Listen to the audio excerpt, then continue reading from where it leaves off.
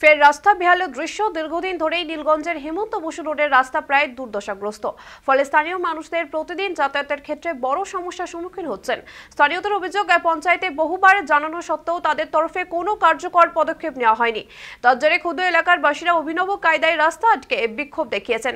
আরও জানা গিয়েছে, রাস্তার উপর দিয়ে একটি বেসরকারি কোম্পানির বড় বড় গাড়ি চলাচল করায় পরিস্থিতি ক্রমশ জটিল হয়ে উঠেছে। এখন স্থানীয়দের দাবি, যতদিন না রাস্তাটির পূর্ণ সংস্কার হচ্ছে ততদিন রাস্তা বন্ধ করে তাদের এই বিক্ষোভ চলবে।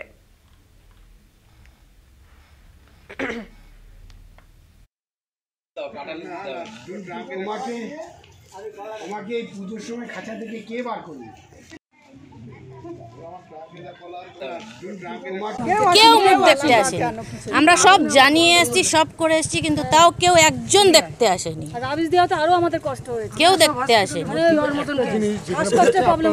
জানানো সত্ত্বেও আপনি বলছেন যে কোনো নেতা কিংবা কোনো পঞ্চায়েত সদস্য কিংবা পঞ্চায়েত মেম্বার কেউ আসেনি। তাদের কি একটা দায়বদ্ধতা ছিল না যে অবশ্যই আমরা সেটাই জানতে চাইছি কি তারা গাড়িগুলো বন্ধ করো। আমরা সেটাই জানতে চাইছি। আমরা সব জানানোর পরে কেউ 4 দিন ধরে কেউ আসেনি, একজনও মুখ দেখায়নি। অবশ্য ভোটের সময় সবাই তখন পঞ্চায়েত প্রধানের তত্ত্বাবধানে আমাদের মেম্বাররা সবাই মিলে জেলা পরিষদে আমরা দাবি রেখেছি যাতে এই রাস্তাটা দ্রুত সমাধান করা যায়। আমরা আশা করছি দুর্গাপুজোর মধ্যেই আমাদের এই রাস্তার একটা সমস্যার সমাধান হবে।